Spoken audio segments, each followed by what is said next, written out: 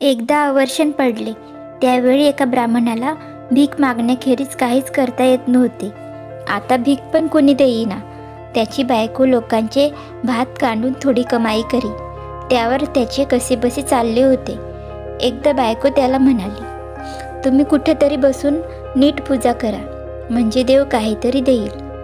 ब्राह्मण म्हणाला, दूर जाऊन करतो. बरोबर शिदोरी बांधून दे. तिने रोट्या बांधून दिल्या. ब्राह्मण दूर जंगलात गेला आणि बरोबर बोचक्यातून आणलेले देव बाहेर काढून पूजा करून ध्यानस्थ बसला. बराच वेळ तो ध्यान करीत होता. ते आटोपल्यावर फराळ करून तो चालू लागला. इतक्यात त्याला खूप मोठा धूर दिसला. ब्राह्मण तिकडे गेला. तो धूर एका जोग्याच्या धुनीतून निघत होता. ब्राह्मणाने जोग्याला नमस्कार केला आणि तो म्हणाला, महाराज, माझी उपासमार चालली आहे. मी आता पूजा करून देव प्रसन्न होतो का ते बघत चाललो होतो. मला सहाय्य करा. जोगी म्हणाला, माझी मुलगी पलीकडे बसली आहे. तिच्याकडे जा, ती तुला मदत करेल. मग तो ब्राह्मण तिच्याकडे गेला. त्याने आपली सारी हकीकत तिला सांगितली. त्याची करुण कहाणी ऐकून ती रडू लागली. तिच्या डोळ्यातून टपटप आसवे गळू लागली. ती जमिनीवर पडताच त्याचे मोती झाले. ती ब्राह्मणास म्हणाली, हे मोती घे, ते तुझे आहेत. मग ती हसली तेव्हा तिच्या तोंडातून सोन्याचा तुकडा पडत होता. ती ब्राह्मणाला म्हणाली, हा घे, हे तुझेच आहे. मग ती उठून चालू लागली तर पावला गणिक एक एक सोन्याचा तुकडा पडत होता. ती ब्राह्मणाला म्हणाली, हे घे, तुझेच आहेत. आता बरेच दिवस तुला ददात पडणार नाही. ब्राह्मणाने ते सारे घेतले आणि तो घरी आला. आपल्याला हे सोने मोती जोग्याच्या मुलीकडून कसे मिळाले ते त्याने आपल्या बायकोला सांगितले. पण तिला ते खरे वाटेना. ती म्हणाली, तुम्ही चोरी करून कशावरून हे धन आणले नाही. राजाकडे जा आणि त्याला सांगा, मला जे सांगितलं ते सांगा. त्याने सारं मानलं तर मी पण खरं मानेन.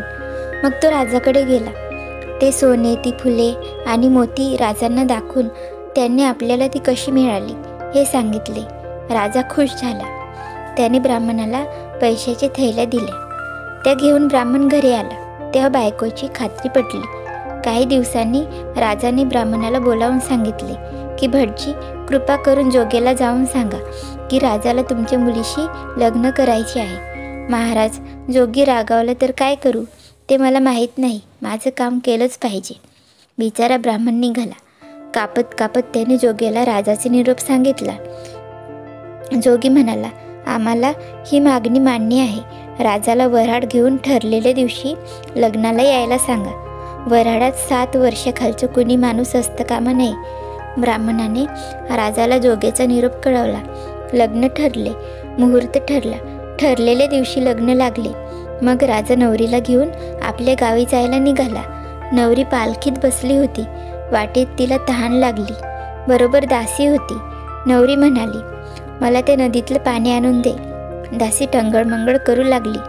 ते पाहून नवरी म्हणाली, जात का नाहीस? दासी म्हणाली, राणीसाहेब, त्या तळ्यात एक सर्प राहतो. माणसाचे डोळे दिल्या वाचून तू पाणी देत नाही. त्यात काय आहे? काढ माझे डोळे, दे त्याला, पण पाणी आण. दासीने राजकन्याचे डोळे काढले आणि तिला पाणी दिले. दासी फार दुष्ट होती. तिची मुलगी राणीच्याच वयाची होती. तिने त्या आंधळ्या राणीला लुगडे नेसवले. तिचे कपडे आपल्या मुलीला घातले आणि मग मुलीला पालखीत बसून आंधळ्या राणीला एका पेटीत घालून तिने ती पेटी नदीत टाकून दिली. ती मुलगी राजवाड्यात राहू लागली. राजाने तिला हसायला, रडायला आणि चालायला सांगितले. पण मोती, सोन्याची फुले आणि सोने काहीच मिळाले नाही. तेव्हा राजाने ब्राह्मणाला बोलावले आणि तू खोटं बोललास असा त्याला ठपका दिला. ब्राह्मण घाबरला. महाराज, थोडं थांबा, आता सारं नवं आहे म्हणून असं झाले असावे असे तो म्हणाला. इकडे जोग्याच्या मुलीची पेटी नदीतून वाहताना एका धोब्याची हाती लागली. त्याने ती उघडली तर आतून ही आंधळी मुलगी निघाली. त्याला तिची दया आली आणि पोटच्या मुलीप्रमाणे तो तिला सांभाळू लागला. पण रोज ती रडायची, हसायची आणि चालायची. तेव्हा ती मोती, तो सोन्याची फुले आणि सोन्याचे तुकडे निघायचे. ते सारे ती धोब्याला द्यायची. असे करता करता धोबी खूपच श्रीमंत झाला. पुढे धोब्याच्या मुलीची ही हकीकत एकाला कळली राजाच्या राणीला मोती, सोन्याची फुलेनी सोने असेच निघालेले हवे आहे असे त्याला कळले. त्याने धोब्याला सांगितले. तेव्हा जोग्याची मुलगी म्हणाली, बाबा हे तिला द्या, पण सांगा की त्याची किंमत माणसाचे 2 डोळे आहे म्हणून. धोबी ती फुले वगैरे घेऊन राणीकडे गेला. राणीला आनंद झाला. यांची किंमत काय, माणसाचे 2 डोळे. ते ऐकून डोळे कसे द्यायचे आणि कुणाचे म्हणून राणीला चिंता पडली. पण तिची आई म्हणाली, हात तिच्या, एवढंच ना, माझ्याजवळ आहेत 2 डोळे, ते मी देतो. मग जोग्याच्या मुलीचे डोळे तिने डब्बीत ठेवले होते ते तिने धोब्याला दिले आणि त्या वस्तू घेतल्या. राणीने ती मोती, फुले वगैरे राजाला दाखवली. राजा खुश झाला. धोब्याने डोळे आणल्यावर जोग्याची मुलगी म्हणाली, बरं झालं तुम्हाला यश आलं. ते माझे डोळे आहेत. त्या दासीने माझे डोळे काढले, मला पेटीत घालून नदीत टाकलं आणि आपल्या मुलीला राणी केलं. ते डोळे माझ्या खोबण्यात बसवा आणि काजळ लावा. धोब्याने तसे केले आणि जोग्याच्या मुलीला पूर्वीप्रमाणे दृष्टी आली.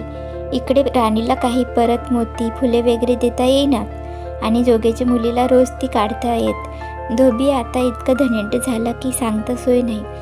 त्याच्या मुलीची गोष्ट देखील राजाच्या कानी गेली. त्याने धोब्याला बोलावले आणि विचारले, इतक्या थोड्या दिवसात तुला एवढी संपत्ती कुठून मिळाली? तेव्हा धोब्याने सारी हकीकत राजाला सांगितली, जोग्याच्या मुलीची, दुष्ट दासीची आणि कपटी राणीची. जोग्याच्या मुलीला इथं आणा. ती आली, रडली, हसली आणि चालली. तेव्हा आसवातून मोती, हसण्यातून सोन्याची फुलं आणि पावलागणिक सोने निघाले.